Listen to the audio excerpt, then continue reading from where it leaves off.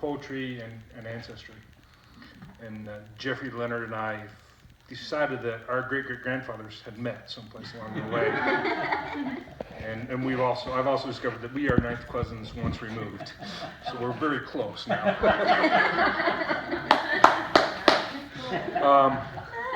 Reason we discovered this is, this is a poem I'm going to read that was written by my great-great-grandfather about the Pony Express. Jeffrey's great-great-grandfather was a Pony Express rider. So my great-grandfather in 1861, at the age of 18, immigrated to the United States to be with the mass core of the Mormon Church, which was congregating then in Utah.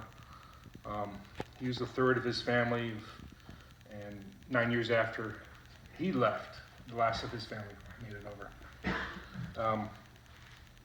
So he got as far as Omaha, Nebraska, and literally had a dime to his name as far as his ticket went. But the next day he got a job bringing the telegraph line from Omaha, Nebraska, out to Salt Lake. And as they traveled, that's where he met the Pony Express riders. And I think he was more impressed with some of the horses than he was with the riders. But this is his poem called "The Pony Express." In a long ago ere we traveled by steam, when mail came slowly by 6-mule team, and the letters and papers from friends far away to reach Salt Lake took many a day. The roads were poor over mountains and plains, sometimes impassable with snows and rains. Breakdowns occurred through loss of a tire, or a stage sank deep in the hole of a mire. The Indians would attack the stage on the way, would burn up the mail and the driver's sleigh. While in the midst of the seeming distress, Major Russell established the Pony Express. It was April the 3rd when it first left St. Joe, the same day from Sacramento for east to go. It climbed the sides of the Sierra steep and hurried through the canyons narrow and deep, across the barren deserts where seldom it rains. Once the buffalo roamed on Nebraska plains. Among the black hills with outlaws bold would hold up the express and rob it of gold. Down Echo Canyon in the night's dreary gloom to Salt Lake where the peach trees bloom.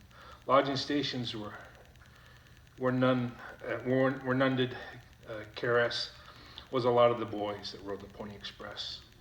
When I first saw it on my westward journey, we were camped at Platte near Old Fort Kearney.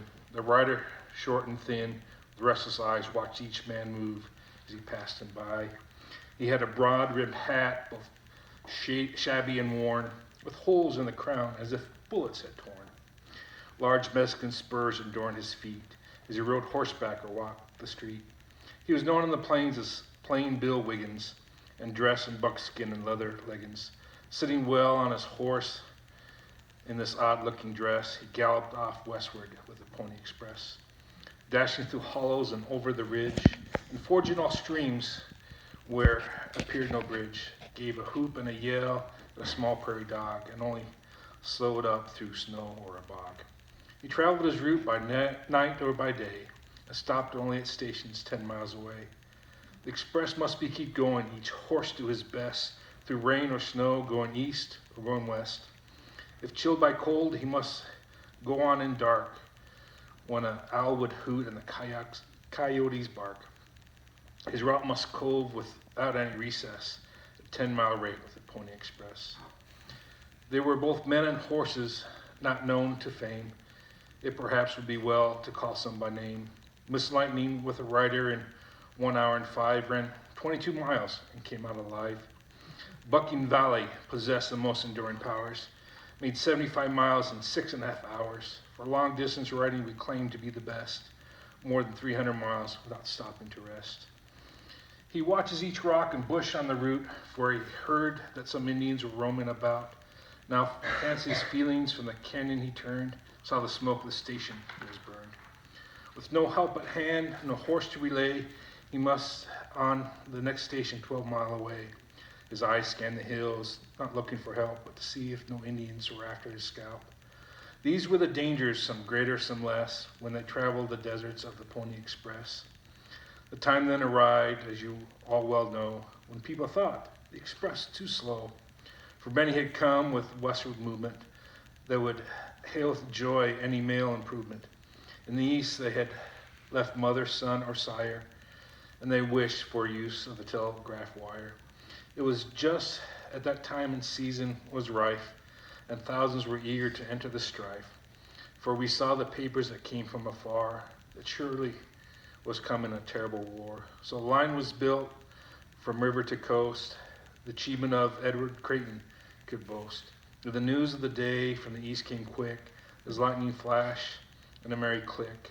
It was the battles of the nation's distress, the end of the days of the Pony Express. Wow.